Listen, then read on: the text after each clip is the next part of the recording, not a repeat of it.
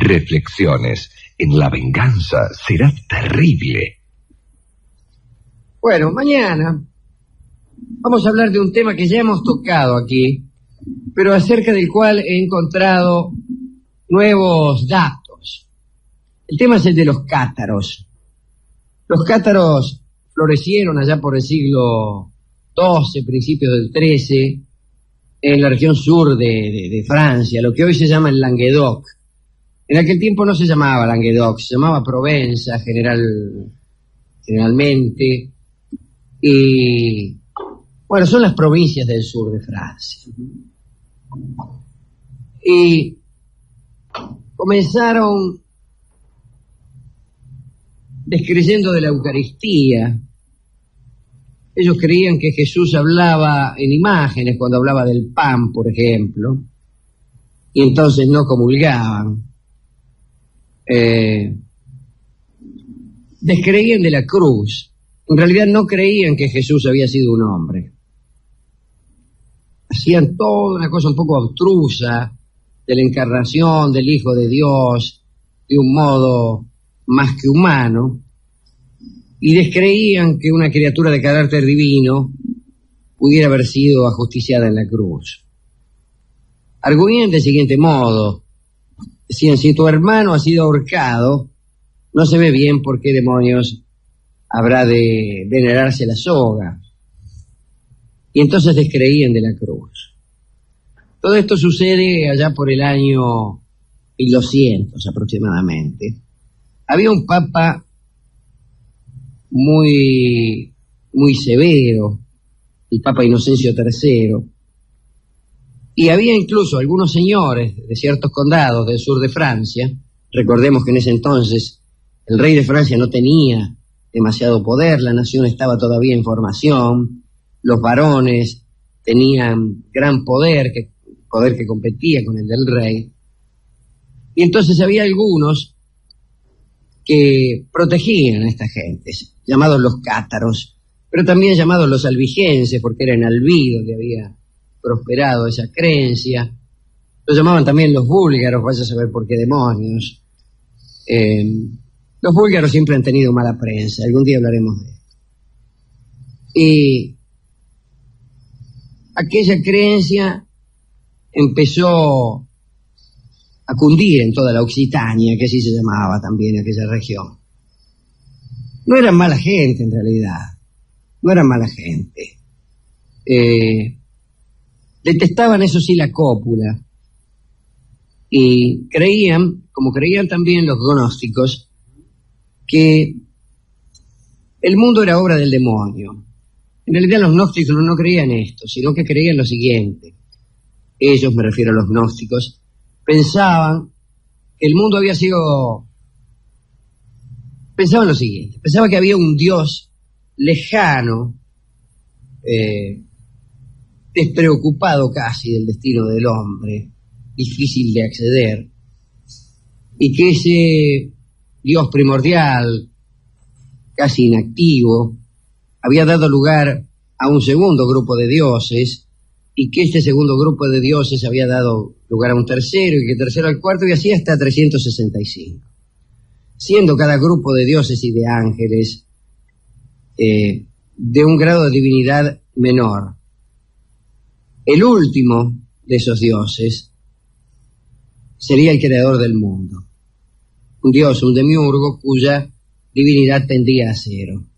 Los cátaros redondamente creían que este mundo era obra del demonio, y que el Dios verdadero, apiadado de la suerte de estos hombres creados por el demonio, había mandado a su Hijo Jesucristo, pero que en realidad no era un hombre de carne y hueso, sino una especie de alma, una especie de ilusión, y que realmente no había sido crucificado. Bueno, se podía crucificar a una criatura no humana.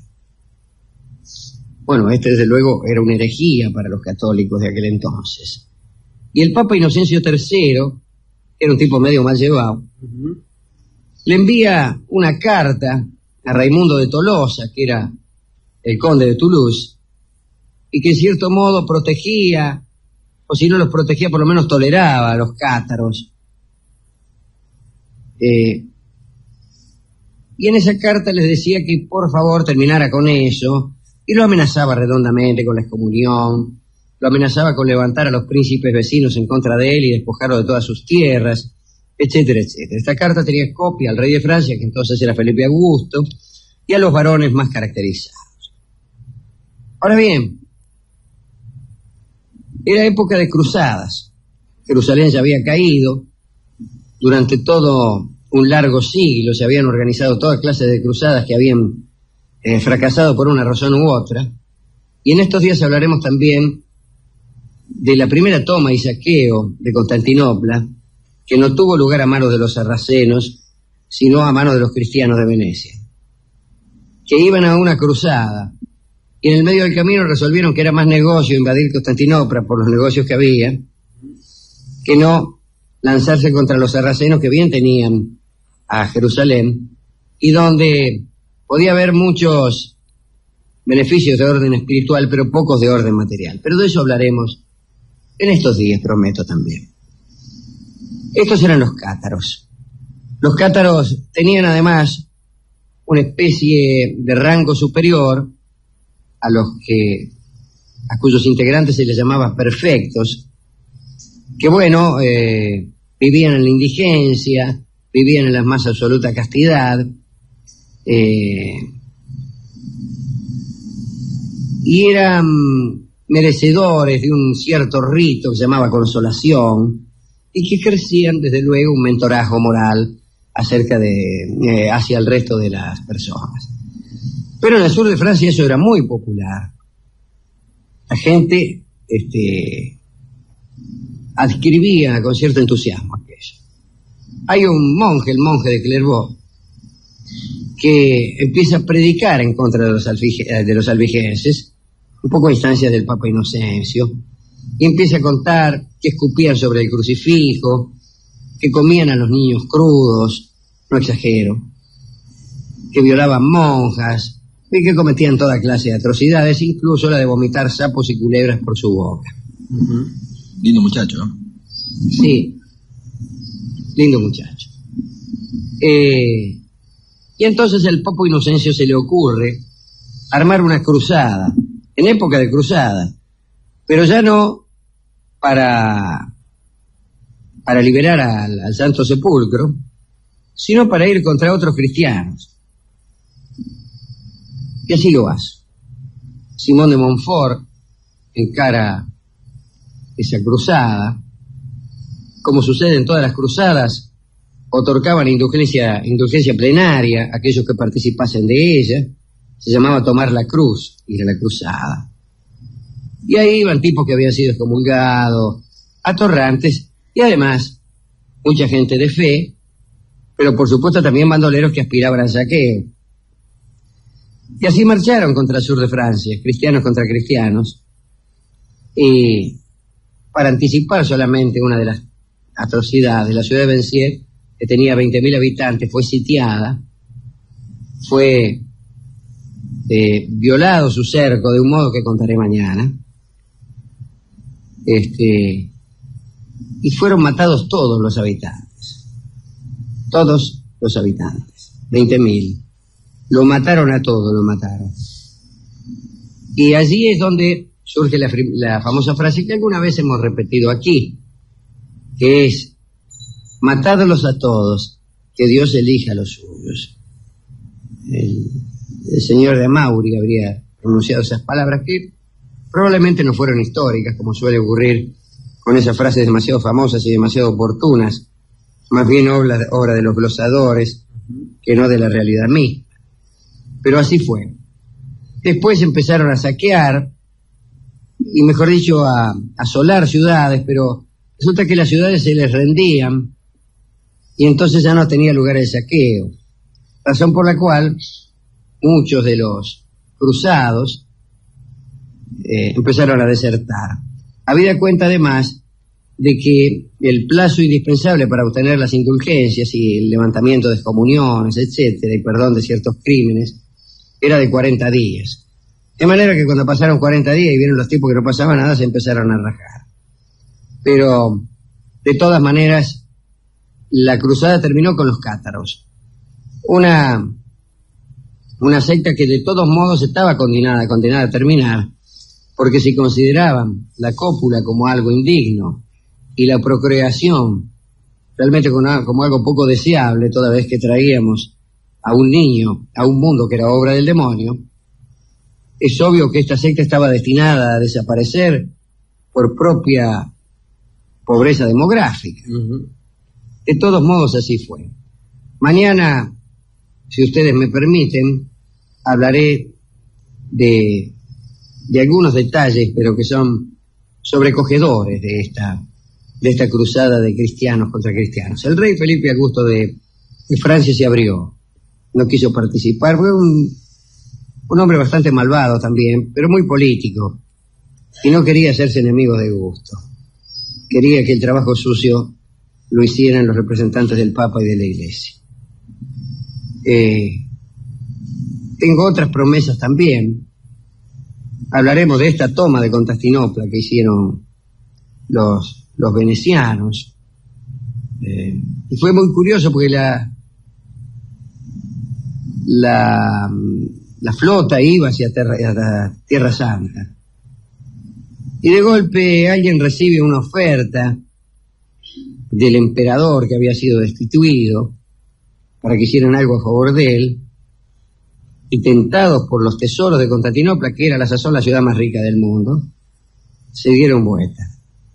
Atacaron Constantinopla con una hazaña mucho mayor de la que usaban para atacar a los sarracenos, cual no quiere decir ni menos ni más. Pero veremos mañana cómo se afanaban las reliquias, veremos cómo se afanaron, por ejemplo, un diente de Cristo en la adolescencia, los pañales en que fue envuelto el niño Jesús, una de las 3 coronas de espinas que existen, la túnica de la Virgen, la rueca en que la Virgen hilaba, mucho, ¿no? Y cosas por el estilo. El saqueo fue brutal, no quedó nada de Constantinopla. En Santa Sofía los muchachos entraban, y como la mesa del altar estaba hecha con materiales preciosos, la rompieron a mazazos y se repartieron los pedazos.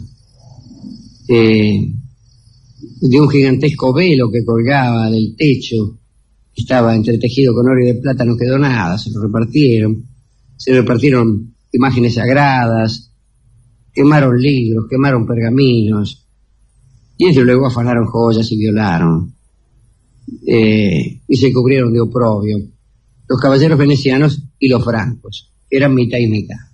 Los venecianos eran los que ponían los barcos de alguna gente, y los francos desde luego estaban anotados en una cruzada que se llamó Cruzada de los Pobres, y que realmente no fue sino una cruzada de saqueo.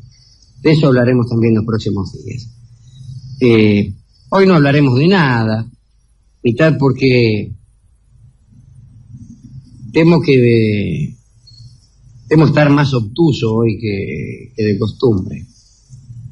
Insisto en pedirles perdón, pero a lo mejor podemos inventar algo. A lo mejor podemos inventar algo. Tampoco está Jorge Dorio, que está enfermo. De manera que este ha de ser un programa mejor que los demás, ante la ausencia por lo menos de 2 de nosotros. Ya que, como se sabe, nosotros brillamos por nuestra ausencia más que por nuestra presencia. Hay muchos lugares donde nos contratan para no ir. Son contratos bastante buenos.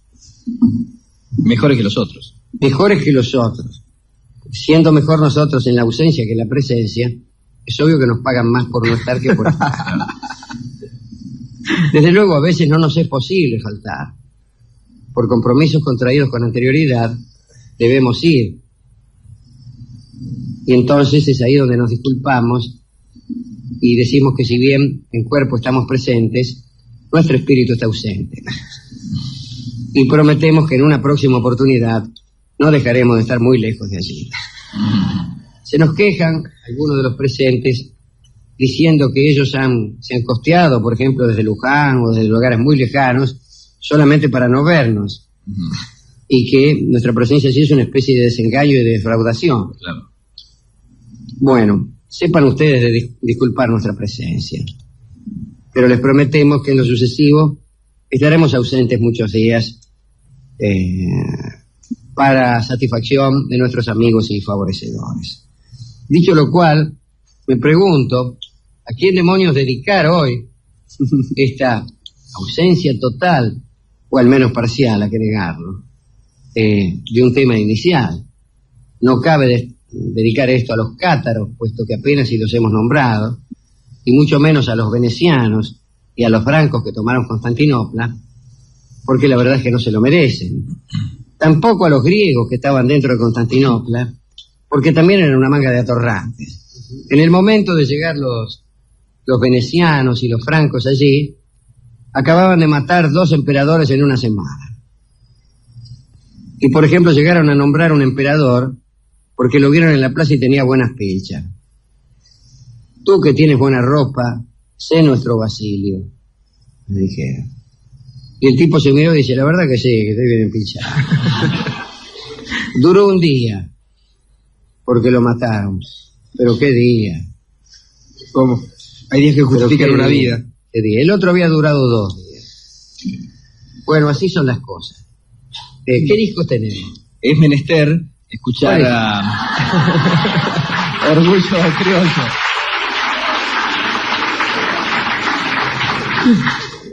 Para Jorge, que está escuchando el programa seguramente. ¿Le gusta? Horacio Salgano, Ubaldo de Lío, Orgullo Criollo. El Orgullo Criollo. Lo tocó el sordo días pasados. Lo tocó el sordo días pasados. No muy pedido, No muy pedido. Y no sé qué demonios. No sabe si le gusta. No sé si me gusta mucho. Tampoco sé si tiene algo que ver con todo esto que hemos dicho. A no ser de que... Mire, después tiene No te perdono más por Ilustra Fugasoy de Mar, que por ahí le gusta un cacho más. Ese me gusta un cacho más. Pero ese irá ya por 1 menos cuarto, más o menos. Bueno, está bien. Escuchemos Orgullo Criollo dedicado a los que están enfermos y no vienen. Va.